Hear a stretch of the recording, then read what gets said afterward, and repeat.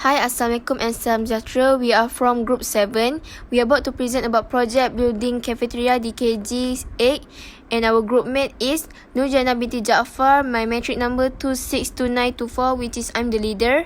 Muhammad Izzat bin Ismail 267646. Vikna Piria anak perempuan Ramesh 264428. Hasmira binti Anwar 272063.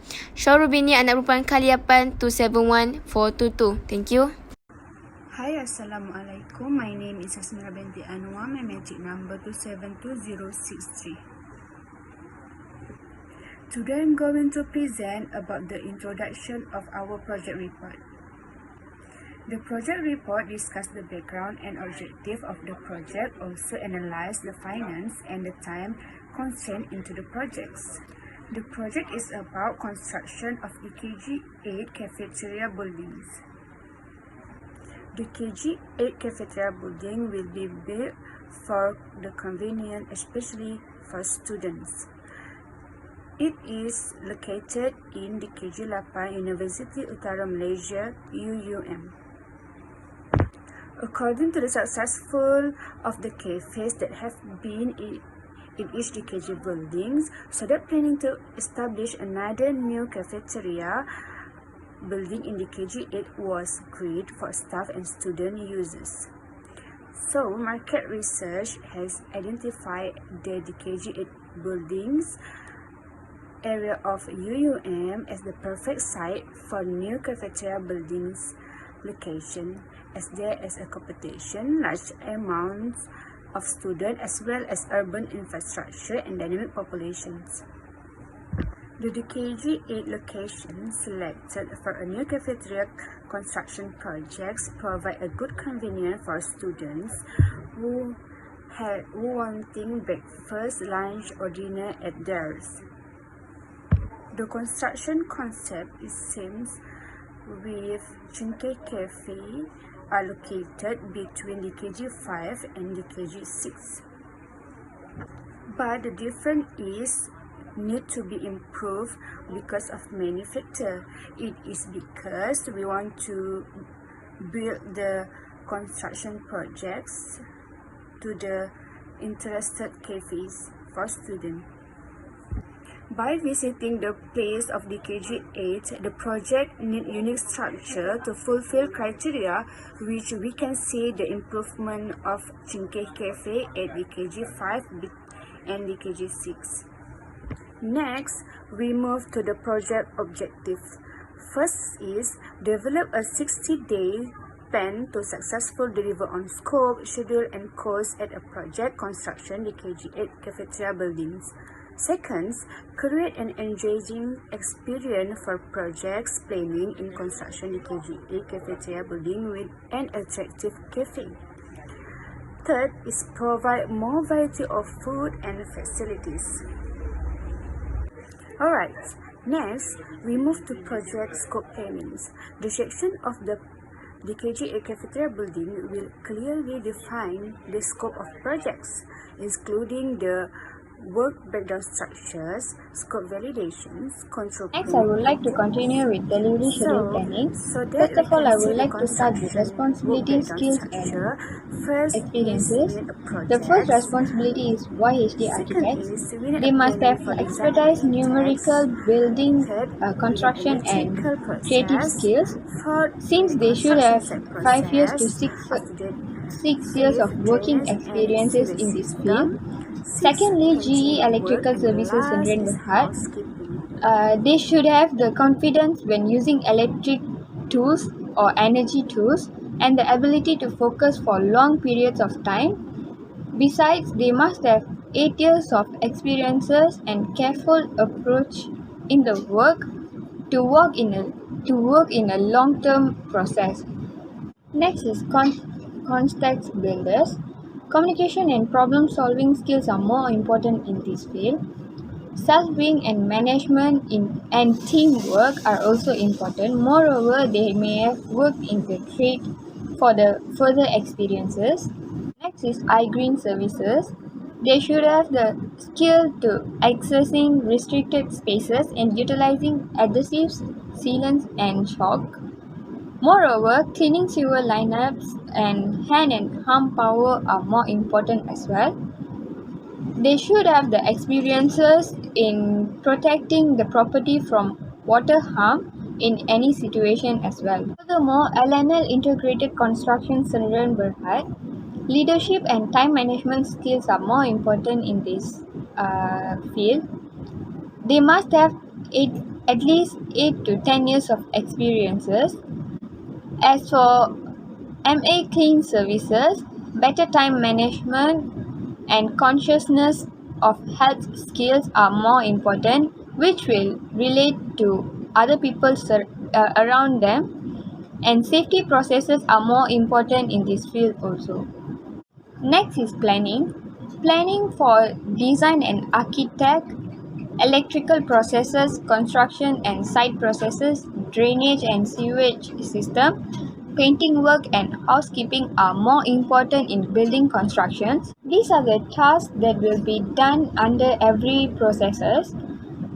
For instance, planning for design and architect, the task will be done to acquire land or plot floor. On the other hand, in the task schedule, these are the attributes that will be included in the table for the further use, which will be used in Gantt chart and milestone timeline. As for the result from the task schedule, the Gantt chart shows the workflow for the 16 weeks of building construction. And finally is the milestone chart.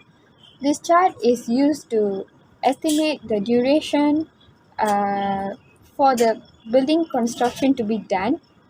And in this chart, we can see the dates, the durations, and the tasks that will be conducted during the construction. And this will be useful for the project manager and the stakeholders to determine the end date of the construction as well. Thank you.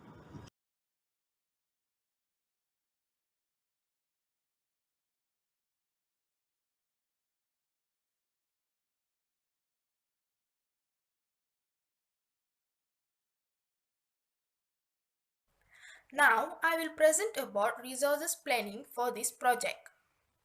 First of all, according to this organizational structure, we have 4 levels. Start from upper class, which is the main project manager of this project.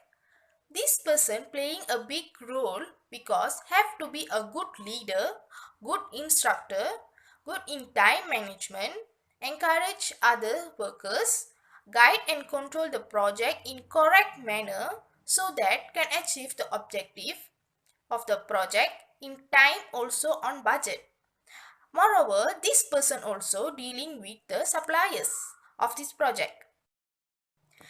And secondly, supervisor. Supervisor is the person who monitor all the staffs and co-workers and help to update the progress of the project to project manager. Also, supervisor sharing and work together with project manager. And then the architect, interior designer, service engineer, construction manager, health safety inspector are professional workers and playing a respective role and contribute their knowledge. They contribute a lot for this project with their assistant and co-workers to bring a good result in project according to objective and budgets. At the lower level are electricians, plumbers, constructions workers are different team to do their work which instructed and guided by their respective leaders or manager. Next, this shows the human resources in table form which shows the quantity of workers needed each week to complete the project as planned. So, to complete this project successfully, some trainings are needed and allocated for staffs and other workers. This type of skills helps staffs and workers gain more knowledge, learn new things, create healthy teamwork, understanding each other, and upgrade communication skills very well. This will help this project give a good final results. That's all from me. Thank you. Okay, my first part is cost planning. Cost planning is an important component of the project management process. To control resource, demand project manager must understand where the costs fall in their schedule. Okay, as you can see, this is activities and amount we use in this project. Okay, our first activity is lease security deposit or loan down payment. Amount around 2,000 until 12,000. And next, business license 500 ringgit Malaysia. Next is processing fees 500 until 2,000 ringgit. Building improvement around 100,000 to 200,000. And next, kitchen and cooking equipment loan is 50,000 until 16,000. Okay, next is table and tableware around 70,000. Next is ordering and payment technology 20,000. Signage and advertising 23,000 until 50,000. Alright, the next is accessibility to the disabled person around 30,000. And next, mortgage payment around 2,000 until 5,000. Next is employer salaries 10,000 per month, termasuk gaji pekerja biasa dengan chef. Okay, alright. Next is utilities around 2,500 per month. And the last one is insurance and permit 10,000 ringgit. Okay, the next part is the quality project. Okay, quality project ni adalah proses mengurus dan mengekalkan kualiti sepanjang projek. Walaupun konteksnya mungkin menunjukkan bahawa kualiti menunjukkan kesempurnaan, tapi biasanya lebih banyak mengenal atau kewujudan yang seragam berkualiti sepanjang projek dijalankan. Okay, firstly, kita pergi kepada quality assurance. Okay, bawah quality assurance ni kita ada 3. Yang pertama, quality audit. Yang kedua, process improvement. Dan yang ketiga ialah interpret quality measurement. Okay, kita pergi yang pertama. Kami ingin jalankan dengan rancangan pengurusan yang berkualiti. Okay, kami juga akan menentukan cara yang lebih baik untuk melakukan sesuatu. Okay, yang seterusnya adalah proses improvement. Okay, sekiranya kita mendapati kekurangan dalam proses, alat ataupun teknik yang kita ingin gunakan dalam rancangan kualiti ini, kita akan melakukan peningkatan proses dalam membagi kekurangan. Okay, kami akan mengenal pasti penyelesaian bagi masalah yang berlaku. Okay, matlamat prosedur ini adalah untuk mengambil langkah-langkah untuk memperbaiki proses yang telah dikenal pasti yang tak cekap. Contoh, ada berlaku masalah. So, kiranya kita orang akan menggunakan dengan meeting ke apa ke untuk improvekan lagi kita orang punya kualiti dalam projek, sebab kita nak elakkan daripada berlaku sebarang perkara yang tak diingini berlaku. Okay, yang seterusnya adalah interpret quality control measurement. Okay, maksudnya dekat sini data yang dikumpulkan dari pengukuran kawalan kualiti dipantau dan dianalisis dalam prosedur QA. Kami akan menggunakan maklumat tersebut untuk melihat apa yang diperlukan untuk meningkatkan proses quality audit. Lepas tu dalam ataupun penyelidikan yang kami lakukan. Okey, kami juga akan menggunakan data untuk menentukan proses kami berjaya dalam memenuhi objektif yang kami nak capai. Okey, seterusnya ialah quality metric of the project. Okey, maksudnya dekat sini berdasarkan keperluan pelanggan dan piawai projek, parameter berikutan telah dibuat untuk kafeteria di KJ8. Terutama mereka telah mengkaji untuk menggunakan semula maklum balas yang telah diberikan oleh pelanggan. Okey, tenaga kerja kantin juga harus mencukupi untuk memastikan bahawa pelanggan menerima perkhidmatan yang bagus. So kiranya kita nak benda semua benda perfect. And the last part is quality requirement. Okay, untuk memberikan perkhidmatan yang luar biasa kepada pelanggan, semua pekerja dari jururuang hingga pengurusan mesti mempunyai kepentingan terbaik pelanggan. Adalah penting untuk mengambil pekerja dalam menyelesaikan latihan perhotelan kerana akan ada banyak kali pelanggan yang berulang. So untuk menarik pelanggan tambahan dari jalan-jalan lain, harus menggunakan teknik yang lain daripada lain. Tak adalah macam kita orang yang sama je, macam jenis yang tak pandai jaga pun susah juga kan. So kiranya nak cari someone yang betul-betul ada knowledge pasal nak serve customer. Okay, thank you. Assalamualaikum and good morning to Doctor. Today I'm Muhammad Izzat bin Ismail. My method number 267646 will present about the supportive plan, which are include risk management plan, project communication plan, and procurement plan. The first, in risk management plan, the Cengkeh Cafe construction project team has implement a systematic process to identify, analysis, and respond to project risk in all phases in the project. In this section, we must know how to implement and manage the risk management plan, and secondly, we must know how to monitor and also control potential risk. Thirdly, we must identify and evaluate new risk element. And next, we must implement risk management plan when the risk has occurred or when the risk has come.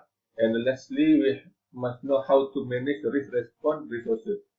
Okay, next, in project communication plan, every year the project team has to develop a communication and public involvement plan for the Cengkeh Cafe construction project. In some key elements of the plan they include in communication plan are overview, the communication goal, objective, and also opportunity, strategy for sharing information about the criteria, and how to approach proactively communicate the purpose, benefits, budget for the program to the public or the key stakeholder. I have stated the key stakeholder project communication plan in the report. The last is procurement plan. In this section, the procurement unit must plan, manage, and fully document the process to acquire goods, and services. In this section is include project initiation phase, which are in procurement statement.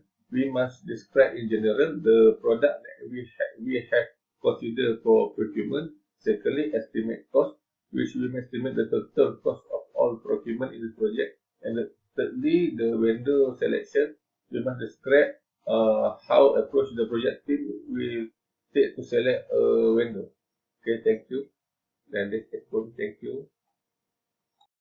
In conclusions, from the above report which discussed the planning of project DKG cafeteria buildings, it can be concluded that the construction project of DKG 8 cafeteria building is an attractive cafe.